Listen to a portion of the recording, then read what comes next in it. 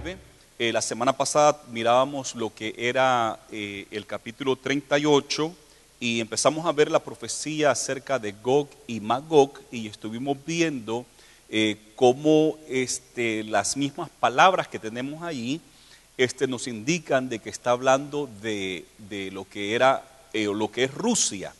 Ya que dimos la explicación acerca de estas naciones, los escitas que estaban al norte de Israel, allí por el mar Negro, justamente al norte de Israel está el mar Negro, y al norte del mar Negro está lo que es ahora Rusia, y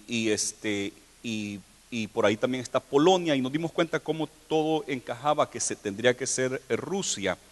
Entonces, ahora continúa la profecía acerca de esta gran guerra que habrá en el fin de los tiempos, donde este pueblo del norte congregará a muchas naciones para venir a pelear contra Israel. Y dice el capítulo 39:1, tú pues, hijo de hombre, profetiza contra Gog y di, así ha dicho Jehová el Señor, he aquí yo estoy contra ti, oh Gog, príncipe soberano de Mesec y Tubal. Y nos dimos cuenta que Mesec podía ser Moscú y Tubal, Tuzbalk, que es una ciudad actual de Rusia, una ciudad importante. Y dice, y te quebrantaré y te conduciré y te haré subir de las partes del norte y te traeré sobre los montes de Israel y sacaré tu arco de tu mano izquierda y derribaré tus saetas de tu mano derecha. Sobre los montes de Israel caerás tú y todas tus tropas y los pueblos que fueron contigo, a aves de rapiña de toda especie, a las fieras del campo te he dado por comida. Ahora aquí en el capítulo 38 mirábamos cómo Dios iba a empezar a obrar para destruir a estas naciones. Iba a haber, dice que azufre, iba a haber granizo, iba a haber un gran terremoto y además de eso se iban a empezar a pelear entre ellos mismos, una guerra civil entre ellos mismos. Y acá nos está dando como un resumen de lo que ya nos dijo, cómo sería la destrucción de estas naciones. Y dice que le iba a quitar el arco de su mano izquierda, ¿verdad? Al guerrero, al soldado, no se le puede desarmar así de fácil. Pero iba a ser tan vergonzosa la derrota de ellos que era como quitarle el arco de su mano izquierda y las flechas de la mano derecha, ya que con la mano derecha es que se estira el arco para enviar la flecha. Entonces iba a ser una derrota bastante vergonzosa para estas naciones que vendrían en contra de Israel. Además de eso dice que le daría sus cuerpos a las aves del campo, a las fieras de la tierra, iban a comerse a todos estos cadáveres, iban a quedar allí muertos. Y eso también es una indicación de lo vergonzoso que sería esta derrota para estas naciones, ya que todos los soldados cuando van a la guerra y hay uno que muere, siempre se quiere tomar el cuerpo y llevarlo a su país y darle una sepultura tradicional de la nación, pero dejarlos allí a que se los coman los animales del campo, eso es bastante vergonzoso y ninguno de los ejércitos quiere que le pase eso porque sería una derrota bastante terrible y vergonzosa. Y Dios le está diciendo, te voy a quitar el arco de la mano izquierda, te voy a quitar la flecha, la saeta de tu mano derecha y te voy a dejar ahí que nadie te entierre, te van a comer los animales del campo. Entonces sería una derrota bastante vergonzosa para estas naciones. Y nos continúa diciendo acá, en el versículo 5, sobre la faz del campo caerás, porque yo he hablado, dice Jehová el Señor, y enviaré fuego sobre Magog y sobre los que moran con seguridad en las costas, y sabrán que yo soy Jehová. Magog, de este lugar donde iba a salir Gog, de ese lugar Dios iba también a enviar allá pestilencia. Además de eso dice los que moran con seguridad en las costas. Cada vez que en la Biblia hace referencia a las costas, siempre se refiere a países lejanos, a naciones lejanas. Hasta allá iba a llegar el castigo de Dios y sabrán que yo soy Jehová. Y ese es el propósito de esto, demostrar que Él es Dios. Y haré notorio mi santo nombre en medio de mi pueblo Israel, y nunca más dejaré profanar mi santo nombre, y sabrán las naciones que yo soy Jehová, el Santo de Israel. Y otra vez, el Dios quiere demostrar que Él es el Dios de Israel y que Él es un Dios verdadero. Pero como vamos a ver más adelante, Israel debe de reconocer que Dios es Dios y que es el Dios de ellos, porque muchas veces ellos se han apartado de Dios, y más adelante Él lo hará notorio a Israel y a las naciones alrededor. Y a los moradores de las ciudades de Israel saldrán y encenderán y quemarán armas, escudos, paveses, arcos y saetas, dardos de mano y lanzas, y los quemarán en el fuego por 7 años. De todo lo que quede el despojo, van a quemar este armamento, y dice que lo harán por 7 años. Aquí aparece la palabra 7 por primera vez en este capítulo, pero va a aparecer el número 7 en 2 ocasiones más, un total de 3 ocasiones aparece el número 7.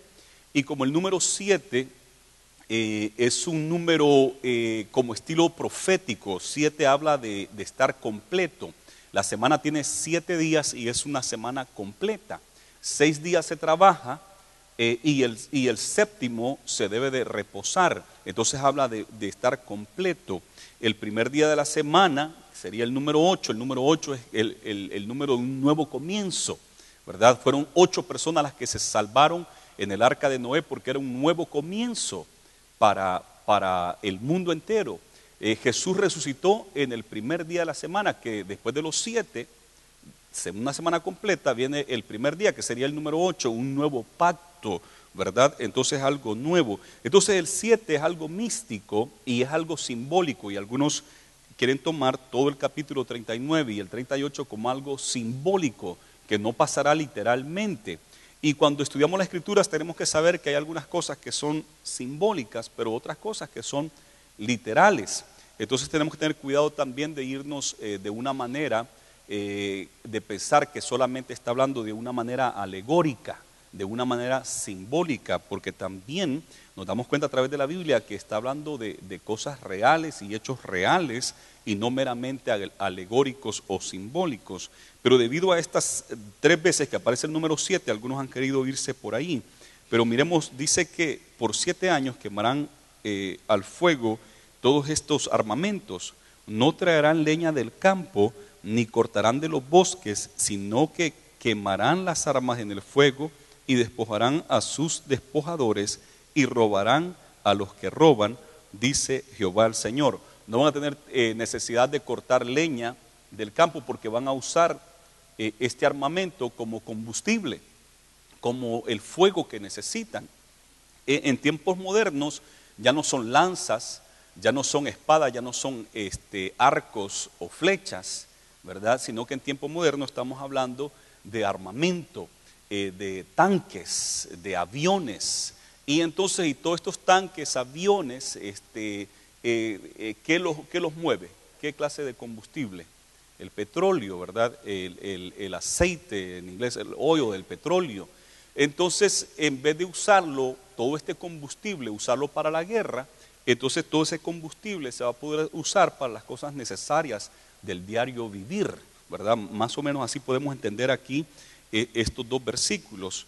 En aquel tiempo yo daré a Gog lugar para sepultura allí en Israel, y el valle de los que pasan al oriente del mar, y obstruirá el paso a los transuentes, pues allí enterrarán a Gog y a toda su multitud, y lo llamarán el valle de Amón Gog. Entonces dice, después de todo eso, Dios le va a dar tierra a los de Gog para que sean enterrados allí, en ese valle, y nos dice que será al oriente del mar, y esto es del mar muerto. Les dará allí espacio para que sean enterrados, y desde allí en adelante se le va a llamar el valle de Amón Gog, que quiere decir el valle de la multitud de Gog, de los millares y millares que llegaron a pelear contra Israel. Así se le llamará de ese día en adelante, ya que Amón quiere decir multitud, Amón Gog, multitud de Gog. Y la casa de Israel los estará enterrando por 7 meses para limpiar la tierra. Ya aparece otra vez el número 7.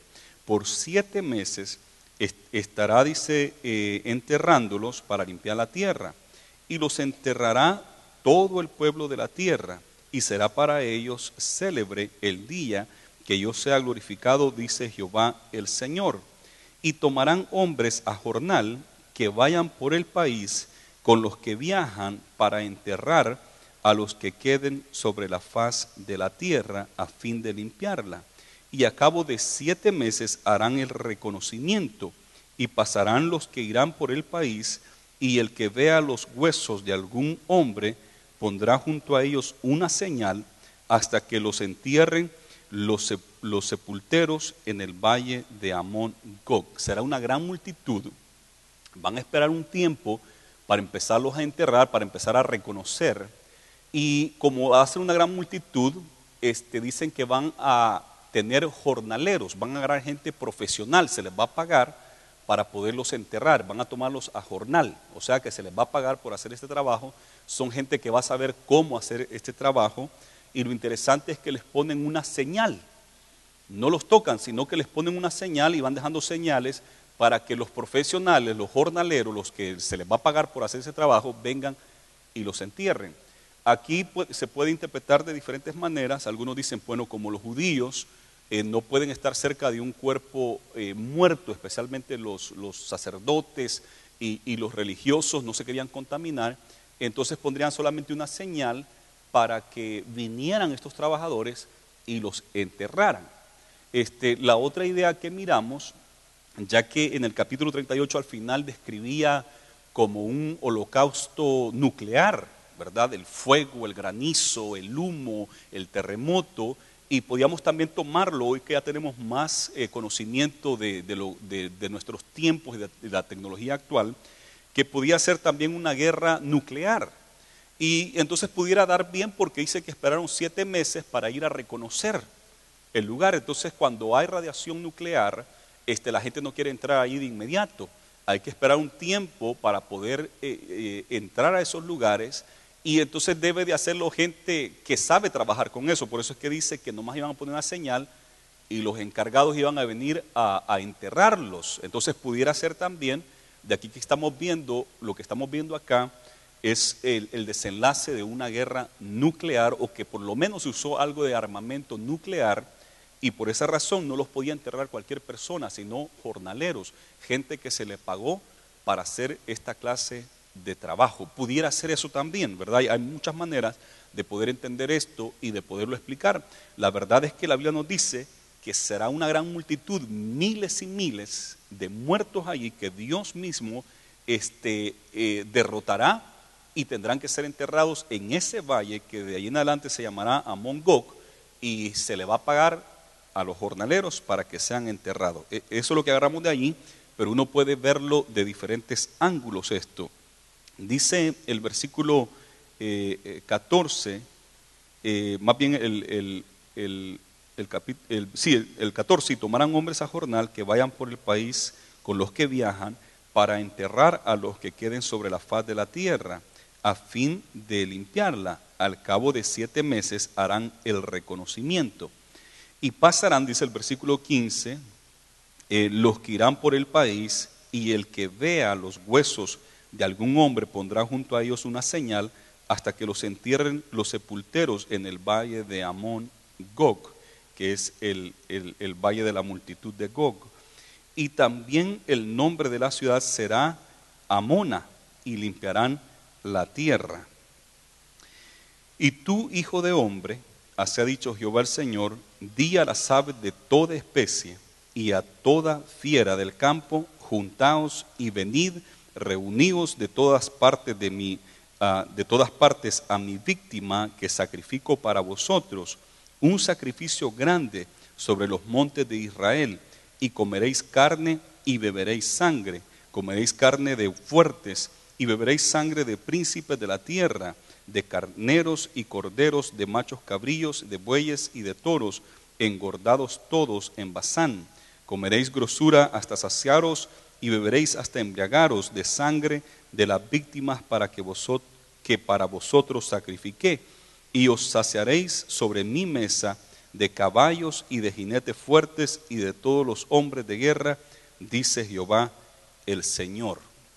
Entonces esto se parece en otra porción bíblica, en Apocalipsis también habla de lo mismo, de esta gran cantidad de gente que las aves van a comer. David una vez cuando peleó contra Goliat dice, te voy a matar y le voy a dar tus carnes a las aves del campo, ¿verdad? A las aves del cielo, van a venir y te van a devorar. Y es una manera para ilustrar esto de matar en la guerra y que no sean enterrados, sino que vengan a ser comidos por los animales. Algo bien interesante es que usualmente los sacrificios eran de animales engordados. ¿Y quién comía de los sacrificios? Los hombres. Comían el cordero, el becerro y el cabro, según el animal que se sacrificara, y eran los hombres los que se comían esa carne.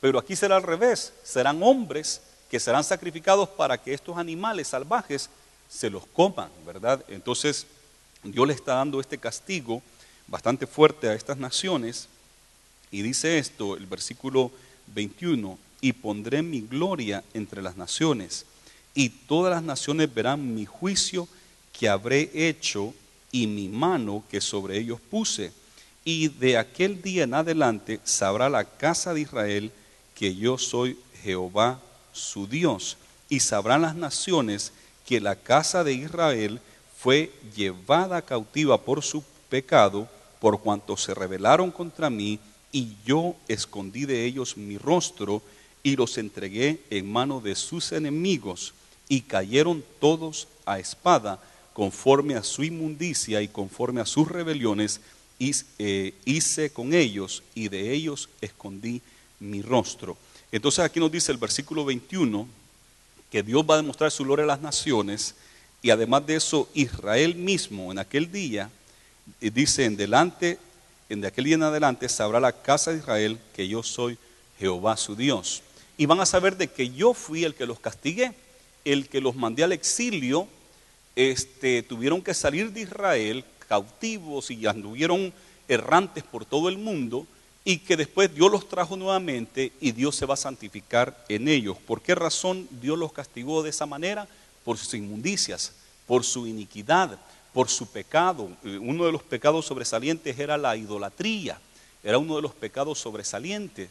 Y estas idolatrías, nosotros rápido pensamos en imágenes, ¿verdad? En estatuas, en pinturas que la gente se inclina, pero la idolatría también es cualquier cosa que ocupe el primer lugar en su vida antes que Dios. Ese se convierte en idolatría, porque Dios debe ser el primero en nuestra vida.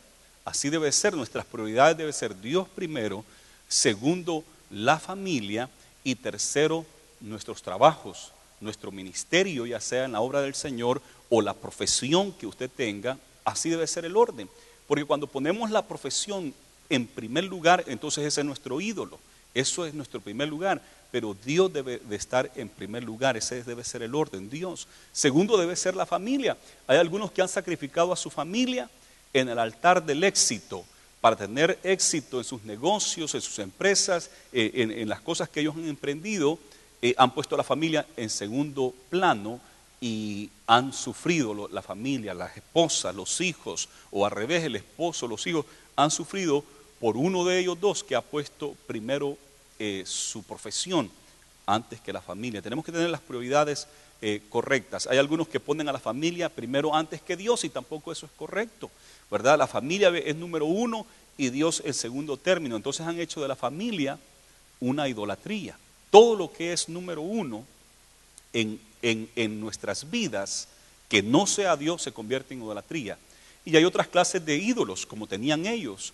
Tenían el ídolo del éxito financiero, que Jesús dijo que a ese Dios le llamaban Mamón, el Dios del dinero. Entonces ese era su Dios, el Dios del dinero, hacer dinero, dinero, dinero. Y ese era el Dios de ellos. Pero además de eso, habían otros ídolos, que era el ídolo de la borrachera, el Dios del alcohol, el vino. Y tenían a Moloch, un Dios del alcohol. Y puro borrachera y fiestas y orgías. Ese Dios siempre iba combinado con el Dios del sexo, ya que también tenían orgías y solamente el sexo les atraía, diosas como Ishtar, la diosa de la fertilidad, y otros dioses más. Entonces, cuando una de estas cosas ocupa el primer lugar en su vida, eso es un ídolo. Quizás usted no tenga una imagen en su casa, quizás usted no le prenda velas a una imagen y nunca se ha postrado delante de una estatua, pero quizás usted se está postrando en un altar de idolatría sexual, o quizás se está postrando en un altar de idolatría de la borrachera, de las drogas y de otras cosas más, del éxito y del dinero, y a Dios lo ha dejado a un lado. Entonces hay que poner a Dios en primer lugar, hay que arrepentirse de nuestros pecados, porque todo eso se constituye en pecado y son deseos de la carne que la gente los ha levantado. Israel se fue por allí y por eso Dios tuvo que castigarlo porque Israel había apartado a Dios y había decidido seguir su propio camino. Y no crean que Dios, al no más que Israel se apartó, lo castigó. No, Dios imploró con ellos: arrepentíos, convertíos, preguntad por la senda antigua y caminen por ella. Y le daba advertencias y advertencias y advertencias, muchas advertencias Dios le dio a Israel, pero Israel decidió seguir su propio camino y se desvió del camino de Dios, y entonces Dios trató con ellos duramente. Aún así no se han convertido. Israel fue, después de que tomaron la tierra prometida, antes de los 500 años ya Dios los había tenido que sacar de la tierra prometida, y estuvieron en el exilio por 70 años en Babilonia.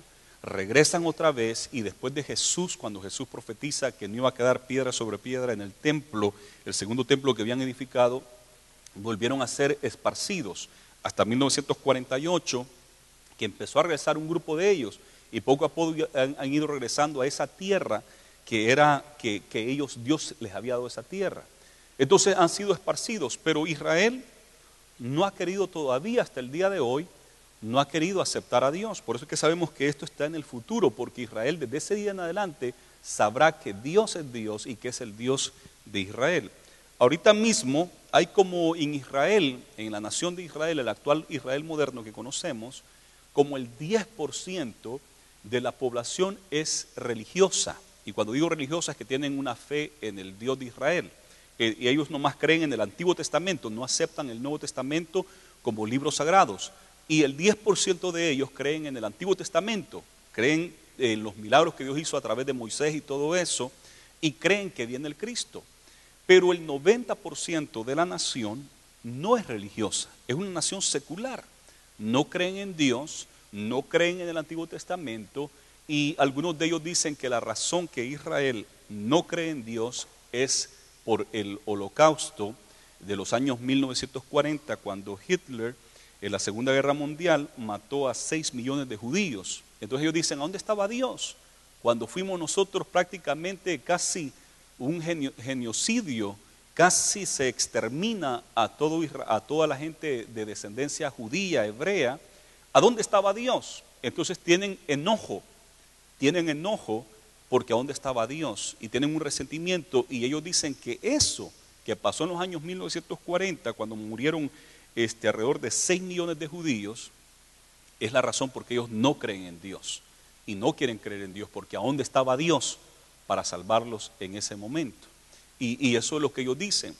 En 1967, cuando hubo aquella guerra, la famosa guerra de los 6 días, cuando 4 naciones árabes, Egipto, Siria, Jordán y otro más que ahorita no recuerdo, eran 4 naciones que rodearon a Israel, como con alrededor de 500,000 de soldados, 500,000 soldados con las 4 naciones más bien, y Israel con 50,000 soldados nada más.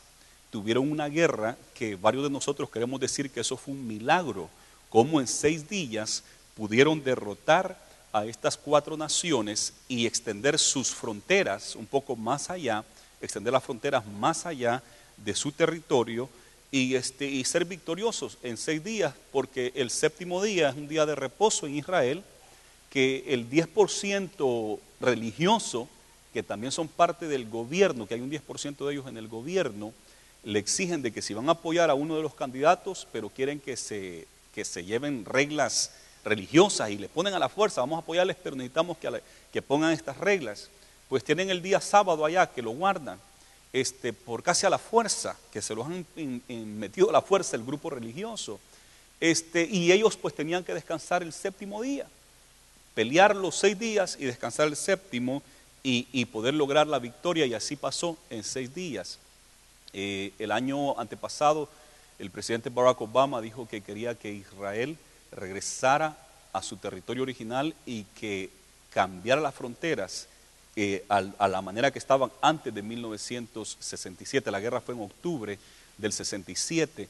Que cambiara, más bien me parece que fue en junio, que cambiara las fronteras a como estaban antes de esa guerra del 67, antes de los 6 días, de esa guerra de los 6 días. ¿Qué pasó en esa guerra? Muchos creemos que fue la mano de Dios cuidando a Israel, porque imagínense 4 naciones poderosas y ellos una nación apenas había nacido, pero con una tecnología bastante avanzada pudieron detener a estos 4 naciones, y eso es verídico, usted lo puede estudiar, hacer investigación de eso, de la guerra del 67, y usted va a encontrar más información de eso. Y a los ojos de Israel, que 90% de ellos no creen en Dios, ¿qué pensaron ellos? Nosotros somos inteligentes, nosotros somos fuertes, y lo que hizo fue ponerlos altivos y pensar somos mejores que otras naciones, y creer más en su tecnología, en su ciencia, en sus habilidades, en su conocimiento, y se fueron por ahí. Un grupo dice, por lo que pasó en los años 40, cuando 6 millones de judíos murieron, ¿a dónde estaba Dios? Y hay un resentimiento contra Dios, no quieren creer en Dios. Y los del 67, nosotros somos fuertes, somos inteligentes, no necesitamos a Dios, ni necesitamos la fe.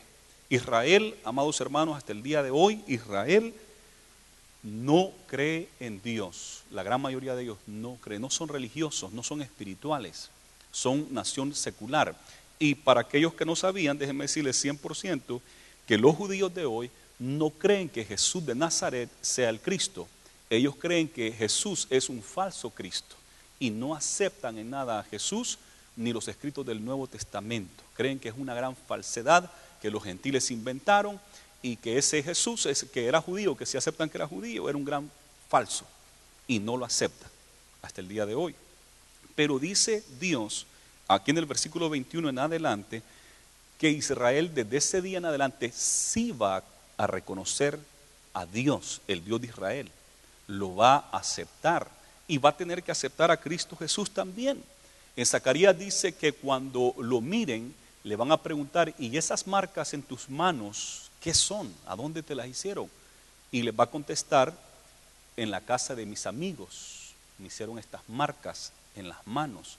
Y nosotros sabemos que las marcas en las manos es los clavos de la cruz del Calvario. Entonces, y dice que van a reconocerlo y van a llorar como se llora por el primogénito.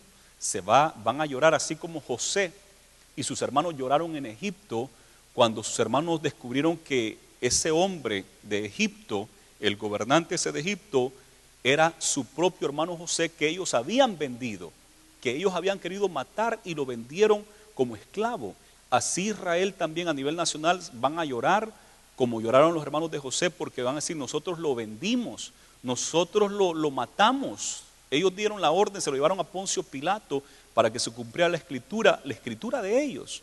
Porque es en el Antiguo Testamento donde los profetas de Israel dijeron que se iban a poner de acuerdo las naciones gentiles con los judíos para matar al ungido. Y aún así no abren sus ojos, aún así están cegados, dice la Biblia, y no abren sus ojos para ver de que este es el Cristo. Pero después de esto, cuando esto suceda, ellos desde ese día en adelante sabrán que Él es Dios. Aquí no va a quedar duda, para Israel. No será como en el 67 que dijeron nuestra fuerza, nuestra tecnología, nuestras investigaciones y todo nuestro poder es la que nos ha salvado. No va a quedar duda después de esta guerra que fue Dios. Porque aquí incluso en el capítulo 38 y el 39 ni siquiera miramos a las fuerzas armadas de Israel peleando. Ni siquiera hubo necesidad de pelear, un gran terremoto, fuego, azufre, granizos, y entre ellos se empezaron a matar. No, yo no veo aquí a Israel peleando, sino nomás enterrándolos. Solamente ahí es cuando entran en acción, cuando los van a enterrar. Entonces aquí sabrán de que es Dios y que Dios es el que los ha guardado, y que Dios habló con su amigo Abraham y le dijo de que iba a formar una nación santa para bendecir a todas las familias de la tierra. Eso está desde Génesis capítulo 12, que la salvación no sería solamente para Israel, que ni existía en el tiempo de Abraham. Israel no existía porque Abraham era un caldeo también. Él no era judío, él era de una nación pagana y a él Dios lo escogió para bendecir al mundo entero, pero para bendecir al mundo entero tenía que formarse una nación para que a través de esa nación viniera la ley, los profetas y viniera el Cristo, porque si no, no se iba a saber cuándo vendría el Cristo ni nada si estuviera entre todas las naciones, pero Dios agarró como una sola nación para que de esa nación bendecir a todo el mundo. Y hay que tomar en cuenta que Abraham no es judío, no es israelita. Abraham era un gentil y Dios a él lo toma para crear esta nación de Israel y ser de salvación para el mundo entero. Ahora Israel lo sabrá por fin y las naciones también lo sabrán después de esta gran victoria que tendrá cuando millares y millares de diferentes naciones serán dirigidas por este príncipe del norte. Sabrán de que Él es Dios. Y dice el versículo 25, por tanto así ha dicho Jehová el Señor, ahora volveré la cautividad de Jacob y tendré misericordia de toda la casa de Israel y me mostraré celoso por mi santo nombre. Y ellos sentirán su vergüenza y toda su rebelión con que prevaricaron contra mí cuando habiten en su tierra con seguridad y no haya quien los espante. Cuando estén seguros les va a dar vergüenza, como le dio a aquellos hermanos de José, les dio vergüenza porque ellos lo habían vendido y José les dice no se preocupen por lo que hicieron, Dios permitió que todo esto sucediera porque van a haber 7 años de hambruna, ya van 2 y faltan 5 años más de hambruna y Dios me mandó delante de ustedes para preservarles la vida. Les dio vergüenza porque ellos creían que José los iba a matar, José les iba a pagar con la misma moneda, ojo por ojo, diente por diente, pensaron que José les iba a pagar, pero José no pagó así, sino que tuvo de ellos misericordia y por amor a Dios y por amor a su padre y a su familia, no tomó venganza de ellos, sino que los protegió. Y así les va a dar vergüenza a estos, que Dios ha tenido gran misericordia, a pesar de que los ha castigado, porque ha tenido que castigarlos, ha tenido que hacer juicio con ellos, porque el juicio comienza por la casa, pero también al final tendrá misericordia. Esto es por gracia, la gracia de Dios, la misericordia de Dios, la gracia y la misericordia que Dios ha tenido con nosotros. Y dice el versículo 27, cuando los saque de entre los pueblos y los reúna de la tierra de sus enemigos y sea santificado en ellos ante los ojos de muchas naciones. Ese es el propósito de Dios, santificarse a los ojos de Israel y delante de muchas naciones. Y dice acá, y sabrán que yo soy Jehová su Dios, cuando después de haberle llevado al cautiverio entre las naciones, los reúna sobre su tierra, sin dejar allí a ninguno de ellos, ni esconderé más de ellos mi rostro, porque habré derramado de mi espíritu sobre la casa de Israel, dice Jehová el Señor. Ahora, dice, ya no voy a esconder más mi rostro. Al comienzo de Ezequiel miramos que Dios le dice, dibuja la ciudad en una tabla, prepara ahí la ciudad, toma una plancha de hierro y ponte entre la ciudad y la plancha. ¿Por qué? Porque estaba haciendo, no iba a poder ver la ciudad porque iba a haber una plancha de hierro que no iba a dejar ver a la ciudad. Y eso era que Dios estaba escondiendo su rostro de Israel. Porque la bendición sacerdotal dice, y alza tu rostro sobre ti, que Jehová tenga misericordia y que Jehová levante su rostro sobre ti y tenga de ti misericordia. Y esa es la bendición, que el rostro de Dios esté sobre el pueblo para bendecirle. Pero Ezequiel actuaba de Dios, la plancha era una que Dios no iba a ver a la ciudad y la ciudad que estaba ahí hecha de ese ladrillo que Dios le había dicho. Estaba escondido su rostro, pero Dios dice, ya no voy a esconder mi rostro más de la nación de Israel. Ahora yo voy a estar con ellos para siempre, voy a bendecirles, ellos serán mi pueblo y yo seré su Dios, dice también en otras porciones bíblicas. Dice acá también algo bien importante, que ¿por qué va a suceder esto? Porque habré derramado de mi espíritu sobre la casa de Israel, dice Jehová. Habré derramado de mi espíritu sobre la casa de Israel. Y yo quiero tocar aquí un tema un poco profundo, pero quiero que vayan conmigo en esto. Ahora mismo está la iglesia operando en esta tierra, ¿verdad? El reino de Dios se ha acercado y todos nosotros los que hemos aceptado a Jesús como nuestro Dios y Salvador, que Él también dijo, id y sed discípulos a las naciones, bautizándolos en el nombre del Padre, del Hijo y del Espíritu Santo, enseñándoles que guarden todas las cosas. Nosotros que hemos aceptado a Jesús, que nos hemos bautizado como Él mandó, entonces somos parte de este reino. Él ha prometido darnos de su Espíritu Santo y nos ha dado de su Espíritu Santo. Y nosotros acá en esta tierra somos como sal. La sal preserva, en aquel entonces no había refrigeradoras, entonces la sal preservaba la carne. Hoy en día usted mete la carne en la refrigeradora, no hay problema, no hay que echarle sal ni nada de eso. Antes, para preservar muchas de las comidas había que echarle sal para que no se fuera a podrir, a arruinar. Entonces, dijo el Señor que nosotros somos como la sal de la tierra y tenemos que preservar la tierra, y el Espíritu Santo en nosotros ha estado preservando a este mundo. Hay muchos movimientos para tratar de meter toda clase de iniquidad, toda clase de abominación a nuestras naciones, pero la iglesia siempre está ahí deteniendo, no a la homosexualidad, no al aborto, no a muchas cosas que son desagradables, que son nocivos moralmente, ¿verdad? Pero parece ser que el mundo nos mira como un enemigo, nos hace burla, nos pinta como una caricatura y destruye a la iglesia con sus chistes, con su menosprecio. Y hay veces que la persecución no es simplemente de burlarse de uno, sino que la persecución ha tomado una manera más severa, encarcelar a algunos, echarlos presos, quitarles los permisos de libertad de religión y ir haciendo cosas más drásticas en contra de la iglesia. En Estados Unidos, Latinoamérica, gracias al Señor que no hemos tenido una persecución física y literal como han tenido otros hermanos en otras partes del mundo, que tienen una persecución severa, física, de muerte y de cárcel. Nosotros no hemos tenido eso, pero eso puede suceder en cualquier momento, porque la iglesia se mantiene. La iglesia se mantiene. Y ustedes saben cómo nosotros como iglesia nos hemos parado firme en cuanto a la moralidad. No es correcto que dos hombres puedan tener relación sexual y no es correcto que dos mujeres quieran casarse para tener su relación entre ellas. Eso es antinatural. La misma naturaleza nos enseña que eso no es correcto. Trae problemas psicológicos, problemas de enfermedades y trae un montón de situaciones. Pero la perversidad de hombre lo ha llevado hasta ese nivel de perversidad sexual. La iglesia siempre se para en contra de esas cosas y otras cosas más que se tratan de meter. Pero el mundo quisiera que nosotros nos quedáramos callados y que ellos pudieran meter todo lo que se les antoja con libertad. Pero siempre hay un grupo que dice no es correcto, no está bien. Y se habla en contra de eso. Siempre hay un grupo, y usualmente son los que tienen el temor a Dios los que hablan acerca de eso.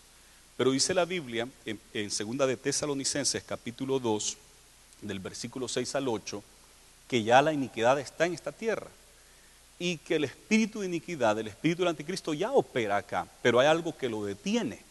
Hay algo que lo detiene, y hasta que eso que lo detiene sea removido, entonces va a tener libertad ese espíritu de iniquidad, que es el espíritu del anticristo, para moverse a su antojo aquí en esta tierra. ¿Y qué es eso que detiene que la iniquidad siga propagándose? Es la iglesia, es el Espíritu de Dios en la iglesia de Cristo. Eso es lo que detiene el espíritu de iniquidad que ya opera, porque lo miramos en todas partes, pero no tiene toda la libertad que quisiera tener, porque hay un grupo de gente, los temerosos de Dios, que siempre están diciendo no, no es correcto, no es correcto, no está bien. El curso que estamos tomando como nación, el curso que estamos tomando como mundo, no es correcto, no está bien. Toda esta injusticia, todos estos asesinatos, todo esto que está sucediendo, no es correcto. Toda esta codicia y avaricia, y aparte la perversidad sexual y inmoral y todo eso, no es correcto, no es correcto. Entonces, pero cuando la iglesia sea sacada, el Espíritu Santo entregará a la iglesia a Cristo. Eso es lo que nosotros conocemos como el rapto. Lo dice en primera de Tesalonicenses, lo dice en Primera de Corintios, y habla de ese acto cuando el Señor saque a su iglesia. Y eso es un acontecimiento bien tremendo que va a acontecer, y entonces será removido lo que detiene al anticristo y toda esa iniquidad. Cuando eso suceda, entonces aquí va a haber libertad del anticristo, y de todos los que han querido hacer sus cosas tendrán todas las posibilidades y toda la libertad para hacer lo que quieran y dirigir al mundo por ese camino de oscuridad y de tinieblas.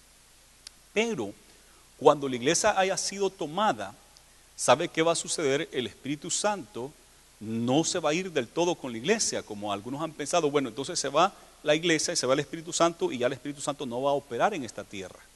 El Espíritu Santo debe seguir operando en esta tierra. ¿Y cómo lo hará? Dice la Biblia en Apocalipsis, se nos dice que Dios sellará a 144,000, 12,000 de cada tribu. Y estas 12,000 personas de cada tribu tendrán la llenura del Espíritu Santo. Les dará de su Espíritu Santo para poder hacer este trabajo de anunciar a Israel que hay que arrepentirse de sus pecados. Anunciar a Israel que Jesús, el Cristo, Jesús es el Mesías, que Jesús es el Cristo. Estos 144,000 tendrán el Espíritu Santo para hacer el trabajo de Dios en esta tierra durante la gran tribulación. Además de eso, la Biblia dice que vendrán 2 olivos. Y por ahí se han preguntado algunos quiénes son estos 2 olivos. ¿Será Moisés y Elías que van a resucitar nuevamente y vendrán a esta tierra? ¿Será Enoc y Elías, que los dos dice que el Señor se los llevó y no encontraron su cuerpo nunca? El cuerpo de Moisés fue enterrado, murió, y dice que el arcángel Miguel peleó contra Satanás por el cuerpo de Moisés, y el arcángel Miguel ganó y lo enterró en un lugar que nadie sabe, el cuerpo de Moisés, porque seguramente los judíos hubiesen tomado el cuerpo de Moisés, lo hubieran momificado, porque ellos sabían cómo hacer momias, porque venían de Egipto, y lo hubieran adorado, ¿verdad? Hubiesen tomado ese cuerpo y lo hubieran tenido ahí para que todo el mundo lo estuviera viendo y hacer un culto a Moisés, pero Dios no permitió eso para Israel. Entonces se han preguntado, ¿será que Moisés y Elías regresan, o será que Enoc y Elías regresan? No sabemos, pero la cosa sí es que van a venir 2 individuos que estarán en Jerusalén directamente, y ya estarán hablando en contra de toda la iniquidad, estarán hablando en contra de la perversidad que habrá en esa época de la gran tribulación, el tiempo que ya la iglesia no está en esta tierra, y estarán predicando y anunciando. Dice que harán caer fuego del cielo. Ellos también tendrán poder para que cuando alguien los quiera matar, van a morir tal y como ellos querían. Si alguien quiere matarlos de un balazo, el balazo se le va a regresar y van a morir ellos.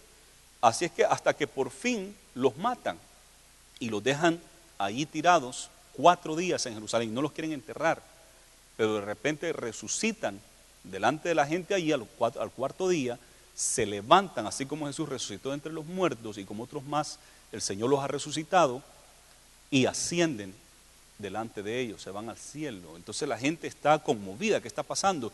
Pero estos 2 tienen la llenura del Espíritu Santo, el poder de Dios. Los 144,000 tienen el poder de Dios, tienen el Espíritu Santo. Dios entonces dejará el Espíritu de Él para que opere ahora más que todo en la gente de la nación de Israel. Es bien interesante cómo esta idea de esta guerra y de la llenura del Espíritu Santo para la nación de Israel, y después tiempos angustiosos y terribles, aparece en varias partes de la Biblia, aparece esa misma idea. Aparece la idea de la guerra, aparece la idea de ser lleno del Espíritu Santo y de una tribulación, de tiempo de fuego. La luna se convertirá en sangre. En el libro de Joel nos da algo bastante similar aquí a Ezequiel capítulo 38 y 39, y Joel está hablando de un tiempo que hay que arrepentirse, que hay que reconocer su pecado y hay que ayunar delante de Dios. Y Israel ha estado pasando por muchas calamidades, hambrunas, pestilencias y cosas difíciles, pero el Señor dice, yo voy a reprender al devorador, y da una lista ahí de todas estas plagas que perjudicaban a Israel. Y dice que Él iba a a detener a los del norte. Vaya conmigo a Joel capítulo 2. Joel capítulo 2, versículo 20 dice: y haré alejar de vosotros al del norte, y lo echaré en tierra seca y desierta, su faz será hacia el mar oriental, y su fin al mar occidental, y exhalará su hedor, y subirá su pudrición, porque hizo grandes cosas. Entonces está hablando de un ayuno, de arrepentirse, para que todas estas plagas dejen de perturbar a Israel. Pero también dice que iba a alejar al del norte, ese ejército del norte. Y también en Ezequiel 38 dice, porque los profetas de antigüedad, todos han hablado de Gog, han hablado de esa guerra, dice. Entonces, y aquí Joel también está hablando de un rey y una gran multitud que viene del norte, nuevamente, al norte de Israel. Justamente les expliqué la otra vez cómo está Rusia, y cómo harán esas alianzas de muchas naciones, incluyendo otros países árabes que ahí menciona, a Fut, que es Líbano, y Cus, que es Etiopía, y otros países árabes que harán alianza. Pero dice de que los va a detener a los del norte. ¿Y qué sucede después? Después dice en el versículo 28, y después de esto derramaré mi espíritu sobre toda carne, y profetizarán vuestros hijos y vuestras hijas, vuestros ancianos soñarán sueños, y vuestros jóvenes verán visiones. Entonces aquí en Ezequiel 39 nos dice al final de que él iba a dar de su espíritu a la nación de Israel. Pedro, cuando fueron bautizados con el Espíritu Santo y fuego allá en el aposento alto en Jerusalén, dijo: esto es lo que profetizó Joel, que en los últimos días yo derramaría de mi espíritu sobre toda carne. Los que estaban allí reunidos en el aposento alto eran todos 100% judíos, todititos ellos eran israelitas. Ni uno de ellos no era israelita, todos eran de Israel. Todos los 11 apóstoles que quedaban. Estaba ahí la madre de Jesús, María, estaba ahí entre esos 120 que estaban ahí reunidos, y estaban las otras mujeres que andaban con Jesús, y todas ellas y todos ellos eran ¿de qué nación? De Israel. Ahí no había ninguno que era romano, griego o de otro país.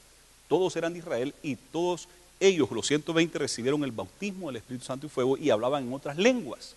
Pedro dijo: esto es lo dicho por Joel.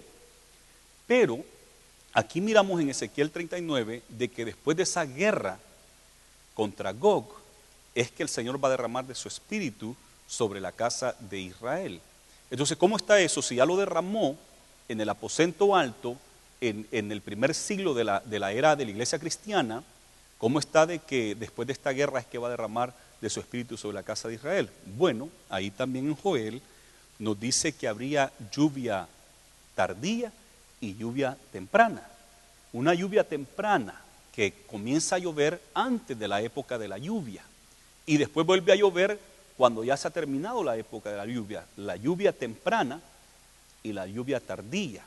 Entonces miramos que la lluvia temprana fue el bautismo del Espíritu Santo y fuego ahí en el día de Pentecostés, que no solamente fue para la casa de Israel, sino que fue para todos los gentiles, porque en Hechos capítulo 10 dice la Biblia que Cornelio, Dios se le presentó en visión y mandaron a traer a Pedro, y Pedro viene, y cuando Pedro le está predicando, los gentiles también son bautizados con Espíritu Santo y fuego. Entonces ese derramamiento de Pentecostés y en la casa de Cornelio se ha dado hasta el día de hoy. La iglesia de Cristo Jesús tiene la llenura del Espíritu Santo, tiene al Espíritu Santo, pero hay un tiempo más que vendrá que Dios va a llenar a la nación de Israel con su Espíritu Santo, y ese tiempo será en el tiempo de la gran tribulación, para que ellos puedan conocer que Jesús es el Señor y puedan aceptarlo y recibirlo como su Dios y su Salvador, porque Jesús dijo: yo soy el camino, la verdad y la vida, y nadie viene al Padre si no es por mí.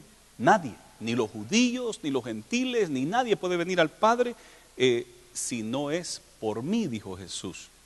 Entonces los judíos también deben de aceptar a Jesús. En Romanos capítulo 11 más bien, se nos dice, el apóstol Pablo le habla a la iglesia y le dice: no se jacten ustedes de que Israel fue arrancado. Israel era una rama natural en el olivo natural. Israel fue desgajada esa rama, pero en su lugar fue injertada las ramas de olivos silvestres. Se desgajó ramas de olivos silvestres que no sirve para nada y se puso en el olivo verdadero. Y entonces la raíz de ese olivo sustenta las ramas y la savia de ese árbol sustenta las ramas. Y dijo el apóstol Pablo: no quiero que ustedes se jacten de que ya Israel se acabó, que ya todos ellos pobrecitos, ahora nosotros tenemos la bendición de Abraham. Nosotros tenemos la bendición de Abraham porque la Biblia lo dice. Nosotros hemos sido injertados en este olivo y tenemos la savia, la unción del Espíritu Santo, tenemos las promesas de Abraham y la promesa del Espíritu Santo y fuego. Tenemos esas dos cosas, las promesas de Abraham y el Espíritu de Dios, porque hemos sido injertados en ese olivo y disfrutamos de las bendiciones espirituales y de las bendiciones generales de Dios, que son tanto físicas como materiales y espirituales más que todo. Disfrutamos de las bendiciones de Dios como pueblo de Dios. Pero dice ahí el apóstol Pablo que todo esto es así, pero que no nos jactemos porque Dios también nos puede arrancar a nosotros, desgajar a nosotros también. Y también dijo el apóstol Pablo: si Dios tuvo poder para desgajar a las ramas naturales, también tiene poder para volverlas a injertar. Y eso sucederá cuando el tiempo de los gentiles se haya cumplido. Cuando ya los gentiles hayan recibido la palabra, el evangelio, entonces ahora Dios va a volver a empezar a tratar con Israel y lo va a volver a injertar y va a volver a correr la savia de ese olivo, que es la llenura del Espíritu Santo. Le voy a dar de mi espíritu a toda la nación de Israel. Va a empezar a volver a llenar a Israel. Van a tener otra vez la gracia, la unción de Dios nuevamente en sus vidas para hacer la voluntad de Dios. Entonces Pablo dice: no nos jactemos de que Israel ya estuvo. Y tenemos que tener cuidado porque hay veces que tomamos estas profecías y creemos que todo eso aplica a la iglesia. Y nos olvidamos de Israel, como que si Israel ya estuvo. Pero sí, ha sido desgajado, ha sido arrancado ahorita. Pero el Señor dice que lo va a volver a plantar. Y que va a volver a tener la unción. Van a recibir más bien la promesa del Espíritu Santo. Entonces, cuando tomamos estas profecías tenemos que hacer diferencia entre la nación de Israel, que es la nación de los patriarcas, de Moisés, que es la nación de Jesús mismo, de María, la madre de Jesús, la Virgen María, de José y de todos ellos. Esa es la tierra de ellos, es la nación de ellos. No podemos nosotros tomar todas estas profecías y pensar que solo aplican a la iglesia. No, hay unas que aplican directamente a Israel y otras a la iglesia. Aquí en Joel dice que derramaría de su espíritu y habla de la lluvia temprana y tardía. Pero mire qué sucede después de que derrama de su espíritu sobre la nación de Israel. Dice el versículo 30 en Joel 2:30: y daré prodigios en el cielo y en la tierra, sangre y fuego y columnas de humo, y el sol se convertirá en tinieblas y la luna en sangre antes que venga el día grande y espantoso de Jehová, y todo aquel que invocar el nombre de Jehová será salvo, porque en el monte de Sión y en Jerusalén habrá salvación, como ha dicho Jehová, y entre el remanente el cual él habrá llamado. Entonces sucede esta guerra. Israel reconoce que es Dios el que le ha ayudado. ¿Y qué sucede? Dios le llena de su Espíritu Santo, y ahora reconocen a Jesús. Pero ahora es que viene esto: fuego, sangre, columnas de humo, el sol se convertirá en tinieblas. Y esto es una descripción de lo que será la gran tribulación. Entonces Israel es la que va a pasar la gran tribulación y no la iglesia.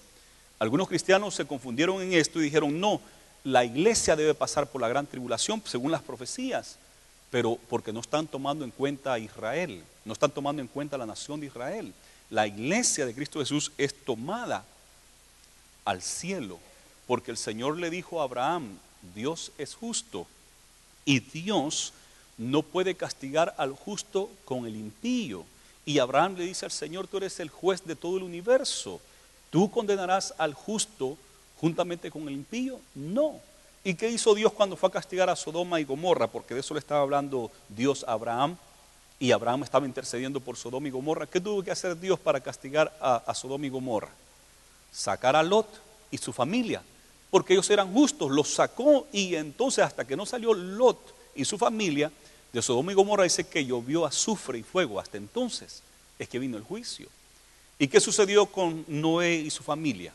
Noé les hablaba del juicio que venía y no le creían y no entendían y no querían hacer cambios en su vida. Tanta violencia que había en la tierra, tanta perversidad que había en la tierra, tanta codicia y avaricia que había en la tierra, pero no querían arrepentirse. ¿Y qué sucedió para que viniera el juicio? Dios primero salva a Noé y su familia, entran al arca y después el juicio. Con Lot de igual manera, salva a la familia de Lot y después el juicio. La Biblia habla de un juicio venidero, un juicio terrible, como nunca más ha existido ni existirá en la historia de la humanidad. Pero ¿qué va a hacer Dios? Dios va a salvar a una familia, porque Dios no puede juzgar a los justos con los injustos. Él va a sacar a los justos. En la Biblia ya tenemos indicaciones de arrebatamiento. Enoc caminó con Dios y Dios se lo llevó. Elías, dice la Biblia de Elías que fue llevado al cielo y no encontraron su cuerpo y fueron a buscarlo. Los profetas, como 50 profetas, anduvieron buscándolo por todas partes y no lo encontraron. Y la Biblia habla de un arrebatamiento. ¿Habrá algo imposible para Dios? No hay nada imposible para Dios. No hay nada imposible para Dios. Ahora un arrebatamiento lo pueden explicar en términos naturales bastante fácil, bastante fácil.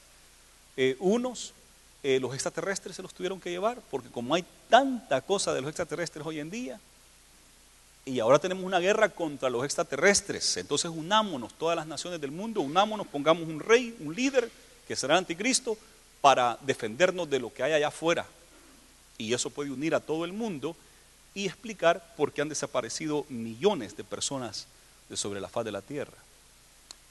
Una guerra nuclear puede explicar por qué millones han desaparecido de la tierra y no los encuentra, pues fue una situación de guerra nuclear.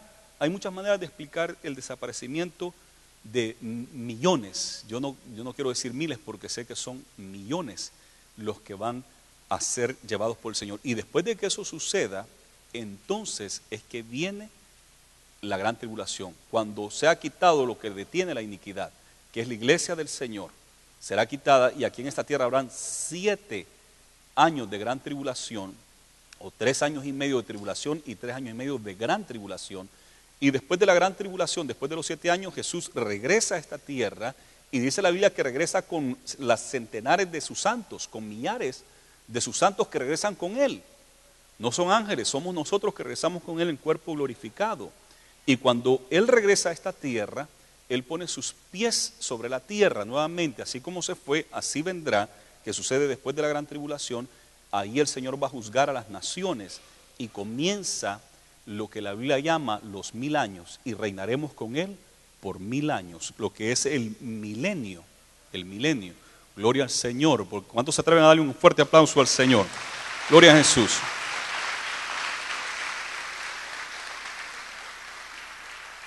Pero es cierto que Israel tendrá que aceptar a Jesús como su Dios y Salvador. Es cierto que Israel tendrá que reconocer a Jesús, tendrá que reconocer a Dios, porque hasta el día de hoy ellos no lo reconocen y entonces Dios le dará de su Espíritu Santo, como dijo Joel, como dicen las Escrituras, Jeremías, y les daré un corazón de carne y no de piedra, y les voy a dar de mi Espíritu Santo. Eso debe de suceder en Israel. Ha sucedido en nosotros como iglesia, pero también sucederá en ellos como nación después de esta guerra.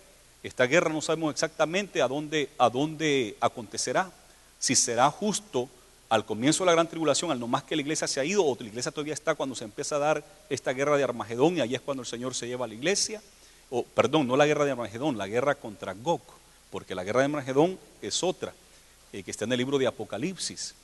Entonces, ¿cuándo va a suceder esto? Antes del rapto, durante la gran tribulación, a mediados de la gran tribulación, cuando se acaben los 7 años de la gran tribulación, al comienzo del milenio o al fin del milenio. Hay diferentes ideas acerca de esto. Lo que sí sabemos es que esto se va a dar y que Israel va a conocer que Dios es verdadero y que Dios les ama y que Dios tiene un plan con ellos, porque todo lo que le prometió a Abraham a Isaac y a Israel, Dios lo va a cumplir. Y lo que le prometió a su siervo David, Dios lo va a cumplir, porque Él no es un Dios que mienta, ni un Dios que se arrepienta, porque Él no es hombre, ni hijo de hombre, ni para mentir, ni para arrepentirse. Por lo que Él dice, se cumple. Los cielos y la tierra pasarán, mas las palabras del Señor no pasarán, dice. Esto quiere decir que los cielos y la tierra se pueden acabar, pero las palabras de Dios permanecen firmes y son fieles para todos nosotros los que hemos creído en Él. Gloria a Dios. ¿Por qué no inclinamos nuestro rostro? Gloria a Jesús. Palabras de vida eterna, a cargo de Harry Marroquín, pastor de la Iglesia de Dios Pentecostal MI. Jesucristo te llama tiernamente, te perdona y te da la salvación. Si desea visitarnos o escribirnos, esta es nuestra dirección: 800 Monterrey Street, Bakersfield, California, 93305. Para más información, llame por favor al 661-327-5521.